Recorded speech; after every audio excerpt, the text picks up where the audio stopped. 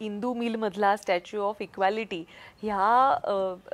ह्याच्यावर देखील आपण काम करत आहात, तर ते कुठपर्यंत आलेलं आहे आणि कशा पद्धतीचं असणार आहे? ते देखील असंच भव्य दिव्य असेल नक्कीच, पण ते कशा पद्धतीचं असणार आहे? ते पण 350 फुटाचं आपलं स्टॅच्यू असणार आहे. त्याखाली 100 फुटाची बिल्डिंग आहे जिथे म्युझियम असणार आहे.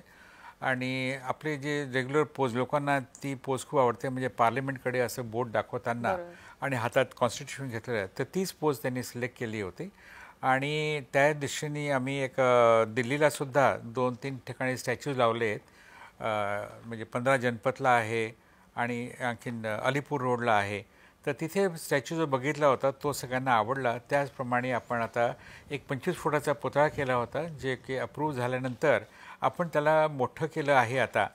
आणि त्याचे आता 160 फुटापर्यंत आमचा थर्मोकोलचा स्टॅच्यू झालेला आहे. आणि त्यापैकी आता 25 फुटापर्यंत ब्रॉन्झ कास्टिंग झालेली आहे. म्हणजे 2 बूट आपले कंप्लीट झालेले, जे आपण 6 डिसेंबरपर्यंत इथे आणून इथे प्रदर्शित करणार आहे. आणि त्याच्यामध्ये तुम्हाला सांगायचं म्हणजे इम्पॉर्टंट वस्तू कशी आहे की एक बुटाचं वजन 22 टन आहे. बापरे. आणि त्याची लांबी जी आहे ती 65 फूट आहे, रुंदी 35 फूट आहे. म्हणजे खूप मोठा आहे. आणि जेव्हा जसं सदापेटीच्या सँडलच्या जवळ जाऊन लोक आश्चर्यचकित होतात, तसंच आंबेडकर साहेबांचे जे बूट बघतील त्यांनाही आश्चर्य वाटेल की म्हणजे हां. नक्कीच.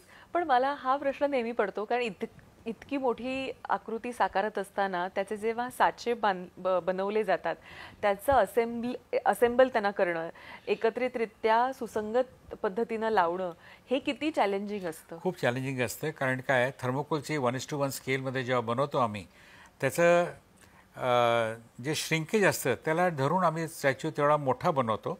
आणि मग त्याचे 4 फूट बाय 5 फूटचे तुकडे करतो थर्मोकोलचे, त्याचे साचे घेतो आणि मग त्याच्यावरून कास्टिंग करतो. मग हे 4 फूट बाय 5 फूटचे तुकडे आम्ही सगळे जोडून सगळे आपण एकत्र ते करतो, म्हणजे त्याची कंटिन्युटी राहील, अलाइनमेंट राहील. 30 फुटाचा समजा पुतळा आपण जोडले गेला तर वरचा 10 फुटाचा आपण वेगळा करतो आणि खालचा 20 फुटाचा आपण असेंब्लीसाठी साईटवर पाठवतो. त्याचेही मग मोठे मोठे तुकडे करून, म्हणजे साधारण ट्रकमध्ये बसतील असे, ट्रेलरमध्ये येत असे सगळे तुकडे, मग ते मोठे तुकडे आपण आणणार आणि इथे आतल्या स्ट्रक्चरच्या अवतीभोवती हे सगळे ब्रॉन्झचे लावून त्याला वेल्डिंग करणार.